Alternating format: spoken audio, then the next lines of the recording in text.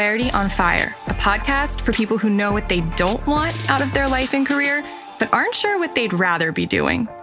In a world where it's easy to exist, but hard to feel alive, we, Kristen and Rachel, 2 certified life and career coaches, are here to help you cut through the information overload, get unstuck, and focus not just on how you can have a career you're passionate about, but how to create a whole life that feels fulfilling.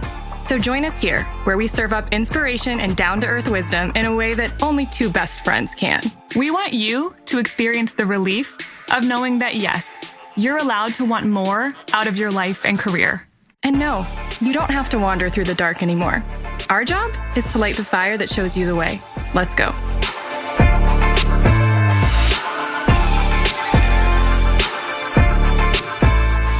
Watch out, y'all. Neither of us are very coherent today. For some reason, I can't even just figure out why. Is it just because we just ate lunch, and maybe we would both rather be like lounging around taking a nap? Napping. Or because it's 93 degrees outside, and so I think it's that. There's like a lazy, hazy, crazy days of summer thing going on for all of you Gilmore Girls fans. Oh, Gilmore Girls. It's not really summer yet, but I mean, it was just Memorial Day, so technically it's like the spirit of summer has arrived. Yeah, there's a vacation kind of feel to the week. I don't know. All I'm saying is that Kristen and I feel like mentally we might be moving through molasses. So I don't think I've ever eaten molasses in real life, FYI. You've had molasses cookies. I'm sure you have. Well, I've had like ginger snaps, and those have molasses in them. My mom makes really good molasses cookies around Well, you've been Christmas holding time. out on me. I know. Couldn't eat them now anyway. It's got all the things I can't eat. I know. Do you I've see, never just had do you see what I meant about the coherence and not being here? All right. See? We're gonna pull it together for you guys. Jesus. So we have 3 questions for Dear Krachel today. Yeah. Hello, this is Dear Krachel. This is our podcast advice column. Can you imagine if this was the first time someone was listening to this podcast? Oh, They'd be like, no. I'm out. I can't with this. Or they're thinking, I'm in. I love a good hot mess. Let's see where this train wreck ends up. People do love that. Yeah, like rubbernecking a disaster. Okay, so we're going to see which one of these this is. Yeah, so this is our podcast advice column where we take listener questions and existential crises and conundrums and give them our best answers. And if you want to ever submit such a thing to us, any episode of the podcast has a link in the episode description to submit a Dear Krachel question. So anytime you're listening and it occurs to you to ask us something, feel free. Please jump on in. Okay. All right. Question number 1. This It's one's short and literally sweet. like 8 words. Please don't count because I just guessed. I think it's 7. I'll count her name as 8. What's the secret to making healthy, lasting friendships? Kaitlyn. And that's from Kaitlyn. Yeah. What is the secret? Because we're healthy, lasting friendships. aren't Sure. And we have other healthy, lasting friendships in Actually- our lives. we? To be quite honest, you're at this point one of my longest lasting friendships, going on 12 years. That's a long time. I mean, that's a long time considering our age. Yeah. I mean, that's more than a third of our life. Right. So that counts. So yeah. That's Clearly a long we know time. what we're doing to some extent. Okay. You don't have any good answers, clearly. No, of course I do. So my first thought is I want you to give yourself permission to maybe be in a phase where some friendships might be transitioning out and you might be still in the process of creating some new ones. We don't know I imagine anything about Kaitlyn. No, but I imagine that if you're asking that question, you probably don't have as many healthy, lasting friendships as you would like, or else this would be an irrelevant question. Right. So what's probably happening is that you might be in some sort of a phase of life where it feels like that's harder. Mm-hmm. And I think we've all experienced the transition of, as you get older, making friends somehow feels more challenging. Well, you're not in an environment where that's one of the main points. You're not in school, which is this bubble where you're surrounded by people with the same, like, so many of the same experiences, the same age, the same focuses and pursuits. It just makes sense. It's a lot easier to make friends. But those friendships that you make earlier in your life don't always have lasting power because people don't grow and evolve at the same rates. And there's nothing wrong with that if that's what's happening to you. But it can be something that's sad, and it can be something that you grieve. And just to plug for one of my favorite episodes personally we've ever done is our side chat about the grief of transitions. Yeah. Which I will link to. I don't know if that's actually the title, but I just think I re-listened to that recently because I needed to hear it again. Like personally, I was like, I mean, I know that sounds narcissistic, but it was good advice. I need to hear my own advice. I'm just telling you, it was good. And it, like, the whole thing was fire. I mean, I'm just telling you that. It really was. So it's okay to be grieved if you're in a transition phase where you don't have a lot of friends. It doesn't mean you're not worth being friends with. It doesn't mean you will never have another friend. Yeah, this is not going to last forever. No. This phase that you're in. So this is going to sound corny and kind of cliched, and I'm sorry, but it's true. Cliches are cliches for a reason. If you want a friendship that goes below the surface, like a deeper connection, if you want it to be healthy and lasting, which are the two words you use to describe what you're looking for, there is literally no replacement for just being authentic and being vulnerable and being honest and talking about real stuff, sharing your real ass feelings with people. That is it. Like, watch the Brene Brown Netflix special if you need a quick primer on vulnerability, or watch her TED Talk, or read anything Brene Brown has ever written. And that will be how you learn to make friends, because that's how people connect, is with honesty and vulnerability. And keep in mind that vulnerability is inherently uncomfortable. Right. So you might have to share things that you're like, oh, I don't know how that person's going to react, or this might be super awkward. And it might be. Yeah. There's still things I've told you that I'm feeling that I'm like, I really wish I didn't have to say this out loud. Yeah. But I do, because otherwise you won't know my interior world and you won't be able to connect with me in the way that I need someone to connect with me. And so, I know you better than almost anyone on the planet, and that's still true. I still don't always find that easy. Yeah, it's hard. Being exposed in front of another human being is hard. Yeah. So this is going to take some courage. This is going to take a little bit of discomfort in order to be able to share things with people who you don't know that well yet, but would like to know better. Yeah, and I think one of the questions that might be arising as people are listening to this is, how do you know when it's okay to share that with people? Like, when have people earned the right to hear that? Is there ever a point where it's too soon and you're just kind of like TMIing people and you're being a little bit of a shock jock, kind of, instead of like, let's not try to share intimate information as a like shortcut to bonding. I don't think that's appropriate. I think that there has to be a slow and steady buildup to it, like true intimacy, which is vulnerability and honesty and sharing your interior world with someone.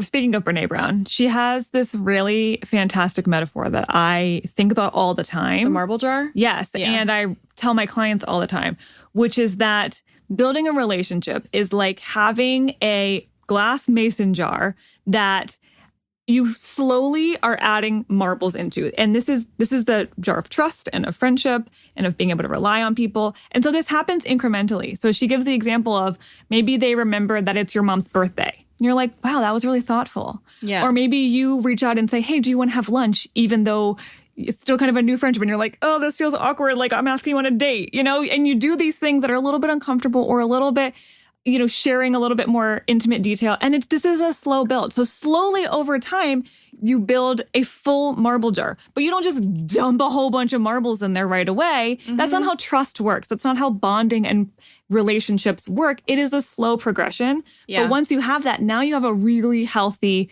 and lasting friendship, which is what you're looking for. So I've actually, as I'm thinking about it, deepened some friendships with people that were not you in the past year or so, which is good. Like, it's not like I didn't have friends that weren't you. It's just that I've built deeper connections with other people in addition to you. And one of the ways that has worked for me is that I am as equally curious, if not more, about their experience as they are about mine. And that goes both ways. Like, I am just asking people out of the blue, yo, what's up with you? How's your internal situation right now? You know, our friend Joanna loves to ask, how's your soul today? Which I think is a great question. Yes. And yesterday, for example, our friend Stacy was texting me and said, I was thinking about you all afternoon. She didn't even say why. She just said she'd been thinking about me all afternoon. And I think that that's part of how you build a relationship with someone is you let them know, hey, I'm thinking about you. Yes. Maybe just for no freaking reason. Or I was thinking about you and I stopped and made an effort to actually ask you without feeling like I'm going to be a bother. That's a real big thing. You can't feel like you're going to bother people. That's how you bother people into being friends with you.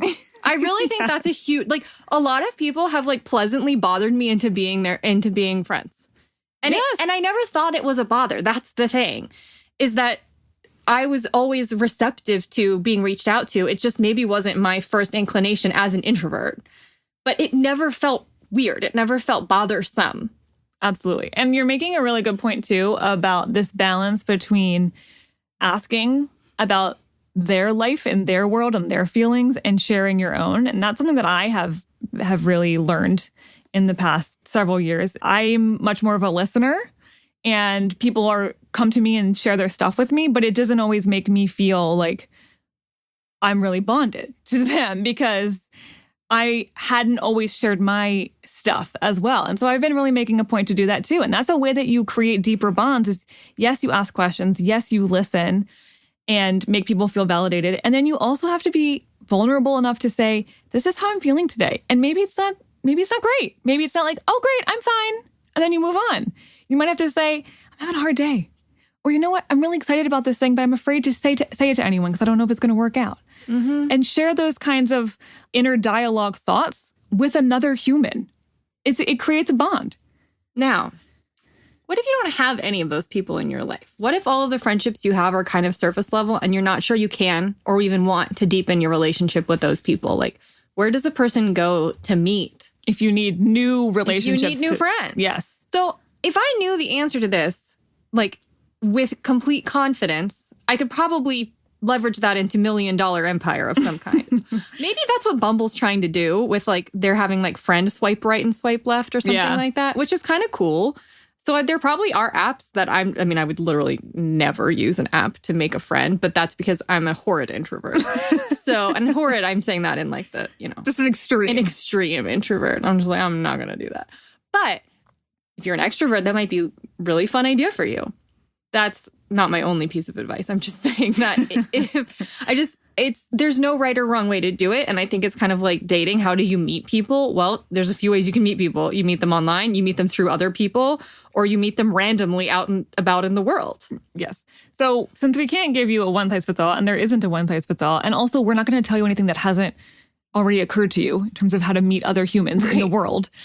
Well, what I will say has been really helpful for me and for Rachel is to find something that you really care about. Yeah, you're genuinely curious about and you're really interested in and you want to pursue and you want to get into it on a consistent basis. And you bond with people over that. And then there will be people in that space who care about the same thing. And you already have something, you already have a foothold into some kind of a connection because you have this shared thing.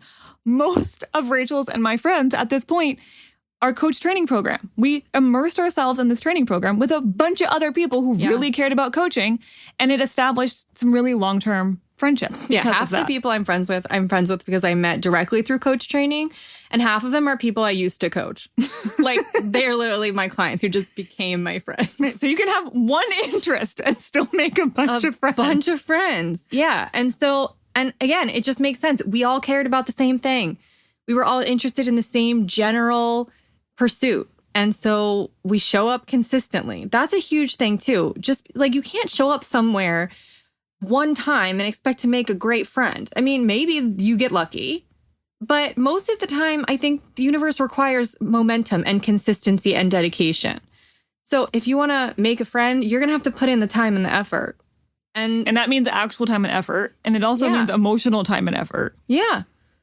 I mean, we could go on and on. If you want more on this subject, we had a conversation. It was our very first expert interview from April 2018 with someone who became our friend through politely bothering us, Kaitlyn, a fellow coach. And we had a conversation with her about how to find your tribe and grow your network. She's so good at this. She's so good at making connections. Yeah. She has a lot of good ideas. So I hope, Kaitlyn, that gives you some ideas and places to start. And also give it time. Just give it a little bit of time. These things grow over time. Yeah, I mean, when I think about like the network of people I have now, I didn't know a single one of those people 7 years ago. As of this day, 7 years ago, I didn't know a single one of those people. Yeah. So, I mean, it can take time. And they didn't all come at once. No. You know, some of these people I only met 4 or 5 years ago. Yep. Or even less than that. So, yeah, like it takes time, but it can and will happen. All right. Okay. Question number 2. Dear Krachel, I've been feeling frustrated as of late because I find myself in a situation where my requests are being ignored. I'm constantly having to send follow-up emails to people at least 3 times to get answers, and/or I don't hear back from people for days, sometimes weeks.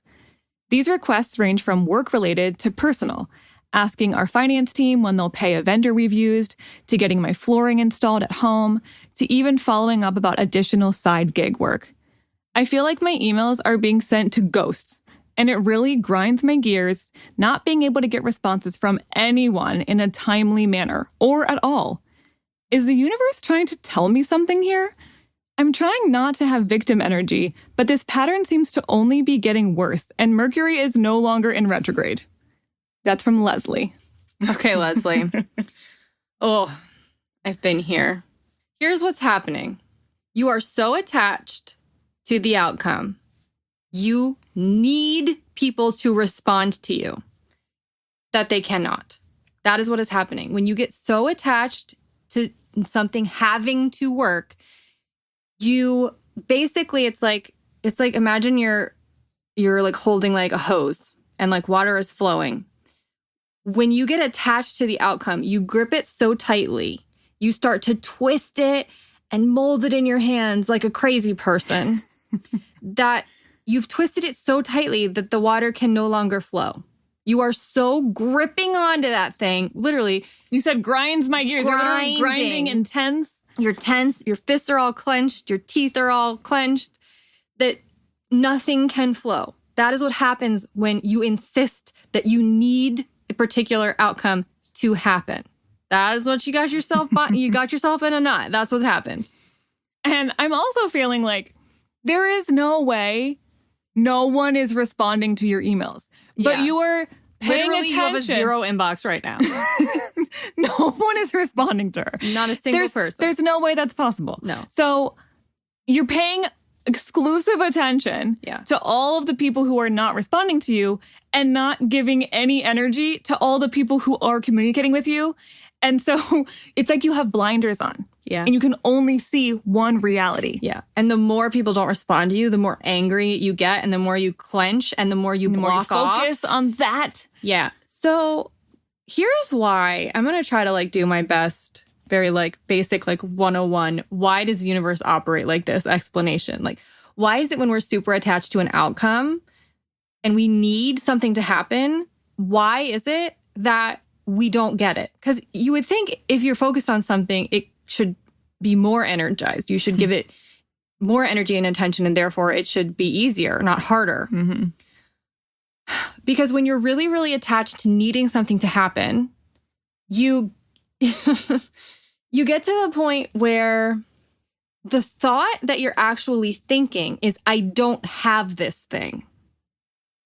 Your energy is actually focused on what you don't have. I don't have a response from these people. I don't have a response from these people. So what you're energizing is no response, no response, no response, no response. You are doing a magnificent job of manifesting 0 responses or very close to 0 responses. Right. If you're focused on people are ignoring me, you attract more people who are going to ignore you, which makes you focus on people ignoring you, which attracts even more people who are ignoring you. And you're just caught in this vicious cycle. Yes. So how do you get yourself out of this cycle? One of the best things that we've ever heard and done and seen work is you have to focus your attention on something else. Yeah, pay attention to something else. You have to say, okay, I have to go off in left field and do something completely different so that I do not continue paying all of my attention to what's not working and I don't keep focusing constantly on no response, no response, no response, no response. Now, you could choose to focus on all the people who are responding to you. That could change your vibration. That could change your point of attraction. Now, there's also a possibility that seeing the people who are responding to you is just going to remind you of all those annoying people who still aren't responding to you. So that might not be different enough of a thought to get you off of this whole mess. Yeah, I really like going full tilt, into something completely different. Yeah, I think let's just go completely take your mind off of your inbox. Completely go do something that has nothing to do with all of the requests that you're putting out into the world. You send the requests and then they're out of your hands. Yeah. You cannot control anyone else's response, and that's not your job. You send it out, they will get back to you or they will not get back to you. That part is not on you. So you go do something else. So, Leslie, I got to be real with you for a second. You don't need these people to respond to you. You're acting like the world will end if they don't respond to you. Like, your level of frustration is such that it feels to me from reading, just like the vibe I get from reading that is like, it is just insulting to your very core that these people aren't responding to you. So it is not imperative that anyone responds to you. Like, the world's not going to end. You're not going to probably stop making money. You're not going to get fired. You know what? If the flooring guy doesn't, you know what? He doesn't get your business. Some other flooring guy will get your business. There are so many flooring vans driving around out there. You know, there's so many flooring companies. It'll happen. If another department at your company is not responding to you, then if something doesn't get done, it's not on you. You did your part. You tried. Who cares? Let it go. Right. So, like, you are not the president of the entire universe in charge of some nuclear mission, okay? You don't need anything to happen here. And even if you were the president of the universe and in charge of a nuclear mission, you can still only do your part. Yeah. You can't do everyone else's part. I'm just trying to make the point that... There's just no instance where you can control all the outcomes. Like, acting as if you need someone to respond when it is not life or death and when it's literally just flooring is you've gotten way too up in your head and annoyed, and you're not actually stepping back into perspective and being like, this is actually not a big deal. Like, on the scale of big deals, this is like a 0.5, not even. So who cares if they don't respond? Like, who cares? If they don't respond, someone else will handle it, or another flooring company will find their way to me. So, well, the reason we're saying it's not a big deal, I know that might be kind of annoying to hear, but the reason we're doing it is Leslie, it's not a big deal. We just want you to release the grip on this. Yeah. Just release the hose a little bit of water will start to flow out. Yeah. Guess what? When you don't care that people respond to you, everyone will respond to you. That's how this works. That's exactly how it works. That's how this works. Okay. So one more thing I want to say is that a lot of the time, the reason we get so attached to the outcome is because we think we know best. We think we know that it is offensive that people aren't responding to us and that they should be responding to us. And that flooring company needs to work with me and do my floors. Well, maybe you don't want that flooring company to work with you. Maybe that flooring company is completely incompetent, or they're going to poison you with all the weird glue they used or something like that. You just don't know why things might not be happening. Sometimes things don't happen and they're in your best interest not to be happening. Or sometimes things happen on a different timeline, because you said sometimes people are just taking a long time to get back to you. Maybe that's actually perfect timing. Yeah. Why are you insistent that you know the perfect timing? Again, are you president of the universe? I don't think so. So if you need a reminder about how to get your expectations in check and actually drop any and all expectations would be the best thing, you need to go back to November, I think, of 2018 and listen to our bonus book club about outrageous openness. And not only that, you need to read Outrageous Openness, because what you need right now more than anything is a reminder that you're not in charge. You don't get to decide what the right timeline is. It's not your job to worry about people not responding. It's not your job to decide who should be responding and who shouldn't be. Your job is to let it go and trust that things are working out the way that they're supposed to. I'm going to go look at something else. And outrageous openness, there's nothing better to remind you of that. Yep. Okay. Well, let us know what you think. And yeah, I mean, you might hate me for saying this, but I can live with it because I know that we're right. Well, and also our intention is really to release some pressure. You're like a pressure cooker right now.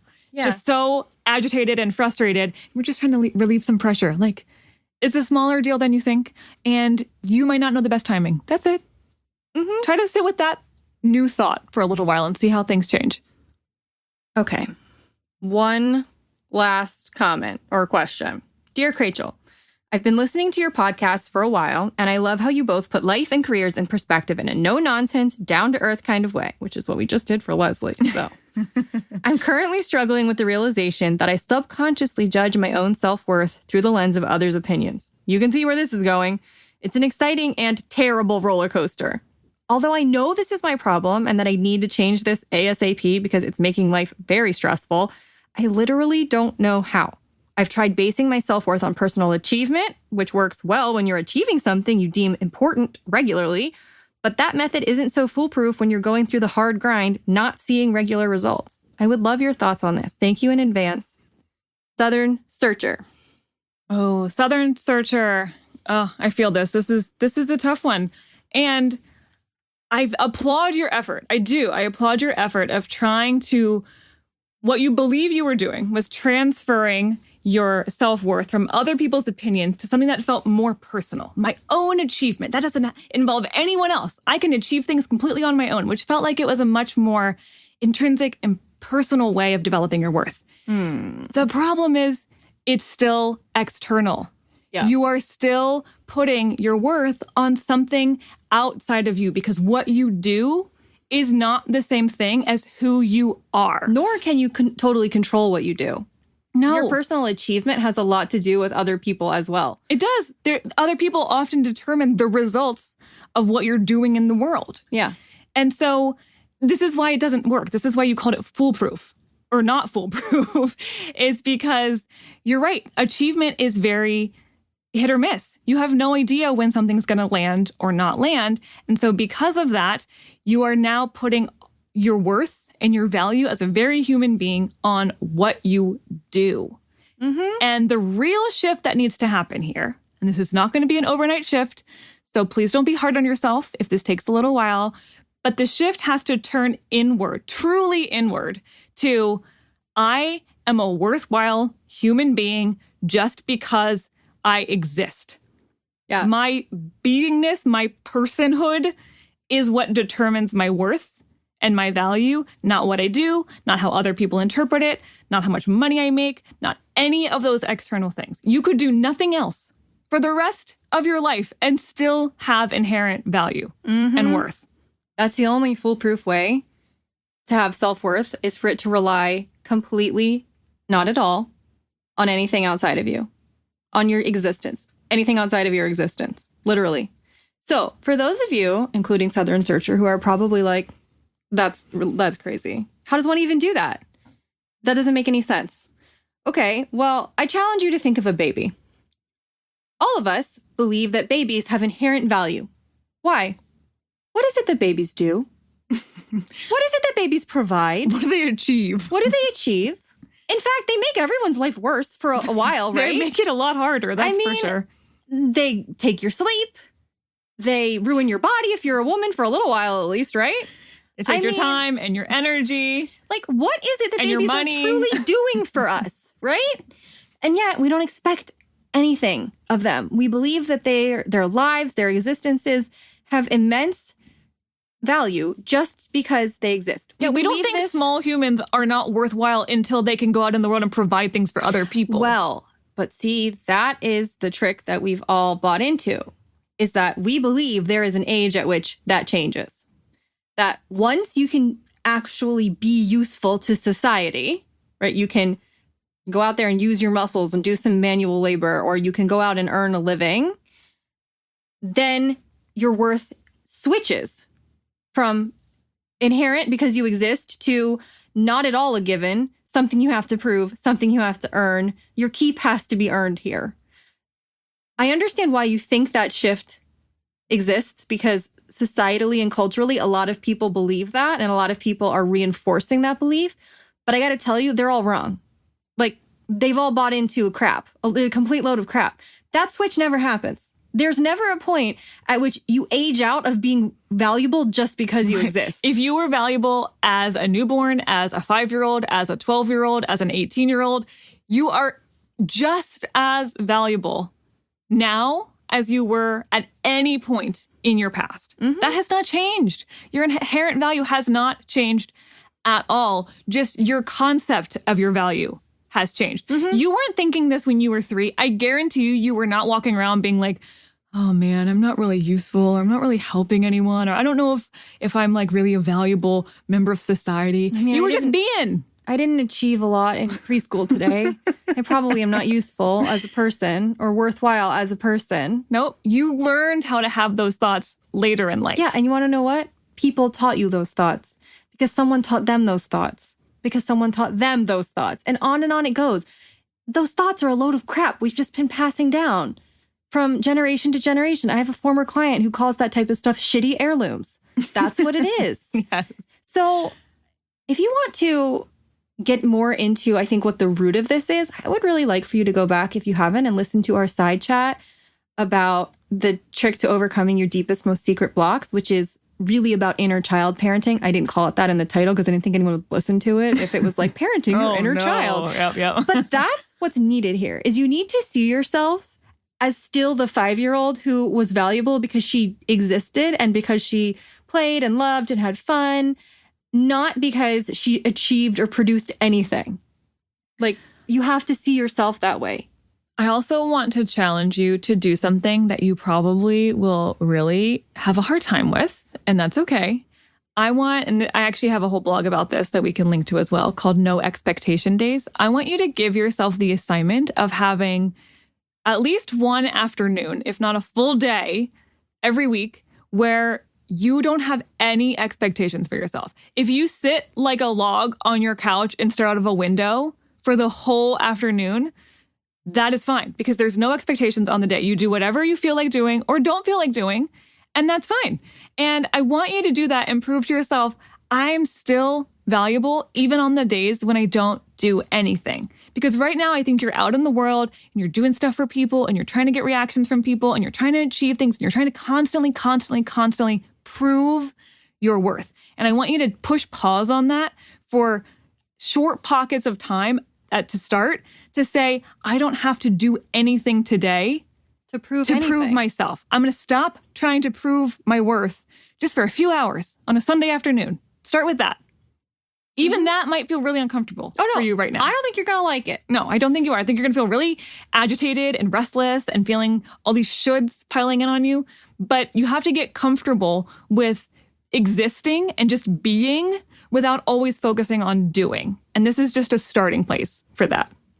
I mean, not to be incredibly corny again, but it's that old mantra about we are not human doings, we're human beings. Right.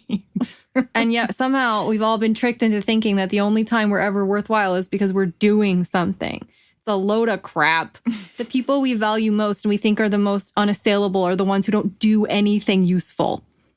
Really. I don't like my friends because of all the things they do for me. I like them because they're just human beings that I like in the world. Like, I just like them for who they are, not for what they do for me. Or anyone else. I don't care what they do at all. I don't care. Like, whatever. So that's it. Like, that's where you have to start, is you have to start cutting the cords between you and anything outside of you that you think determines your worth. Also, stop judging yourself for all of the judging of yourself that you're doing. I mean, you're really. just piling on crap on top of crap. You're like judging yourself for not being good enough or worthy enough. But then you're like, oh, I shouldn't be judging myself. And then you're judging yourself for the judging of yourself. And it's just like, can we just let it go? Like, sometimes you're not going to get this perfect. You're on a path of developing your self-worth. And some days you're going to feel kind of crappy and you're not going to feel super worthy. And I don't want you to feel bad about yourself on those days. Yeah, feeling bad about yourself is a normal human experience.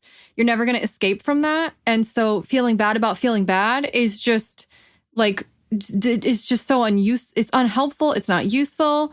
And it's just torturing yourself. Yeah, please don't do that. So, like, give yourself a little bit of a break and just know you're going to screw it up sometimes. We all do.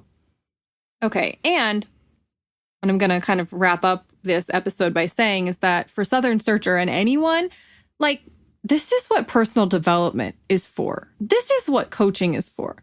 This is kind of ground zero of, like, this is kind of like, by ground zero, I mean the eye of the hurricane. Like, this is where you got to go in order to really change everything else about your life. And that work is often hard to do on your own. Like, this is what we do in coaching. This is where we go first and foremost, is to the very core of, I feel like I have to prove my worth. I feel like I'm not good enough.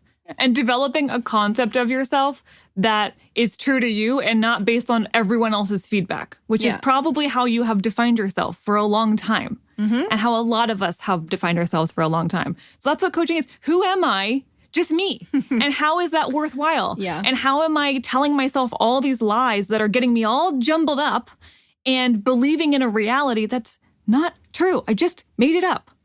I just had a thought that it's funny that she tried to trick herself into thinking personal achievement was any different, because who defines achievement? Right. Even that's an external definition. An external thing everyone agreed upon, right? Achievement is getting straight A's. Well, who says? Society. Right. So achievement, personal achievement, is just another way of saying I'm judging myself according to what everyone else thinks. Exactly. Right? So again, this is what we do in coaching. This is the work. If you don't do this, nothing else matters. This also applies to Leslie from before. She had this whole, we can all get ourselves into such a bind where we're so laser focused. We've got these blinders on. And we're so convinced that something is true in our lives that we can't actually open up to other possibilities and say, maybe there's another reality that I could step into. That's just right there, but I can't see it because I'm so caught up in my own train of thought. That's what a good coach does, is they help take those blinders off and show you there's a lot more that's possible that you just can't see right now. So if you're feeling stuck in the same way that some of our people who wrote in today are feeling, that's what we do in coaching. Sure, we'll talk about career stuff, and if you want a new job, or there's like the side effects of like, oh, I'll get clear on my career direction and all of that. Yes, that will be true, but honestly, that's a side effect of getting really clear within yourself of who you are, how you're blocking yourself from what you already know and from what you already want, and then everything else just falls into place so much more naturally. I mean, definition of insanity is doing the same thing over and over and expecting different results. Exactly. So if you feel a little bit insane, then coaching is a good bet for you. Yes. So if you ever want to talk to us about coaching, well, now is a good time. By the way, summer is always a good time because some people like go on vacation and then we have time to talk to people. Then link in the episode description. And in case you don't know, Kristen and I always get on the phone with everyone who's interested in coaching to make sure it's a good fit all around and to talk it out, because we don't just let people sign up like blindly. It's got to be a right thing for everyone. Which means you filling out a form does not mean I 100% am totally positive I want to do this right now. I'm feeling like this might be a really good option, but I want to talk it out, or I have a few questions. Yeah, sure. So link in episode description if you're like, all right, I'm tired of myself. Let's do this thing. And we will see you again on Tuesday with some sort of a blog from me, I think. All right. We'll figure it out by then. Okay. And if you want to leave a comment, remember, link in episode description if you want to comment on this episode. If this resonated with you in any way and you want to share like, oh God, I feel called out and I'm not even one of the people that you just answered this question. And if you're someone whose question we've ever answered on a Dear Krachel, you know we love to hear updates. So you can always email us at contact@clarityonfire.com, and we will be happy to receive it, and B, read it on the air if you let us, if you give us permission. Okay, so that's all. That's all. See you Tuesday. Bye.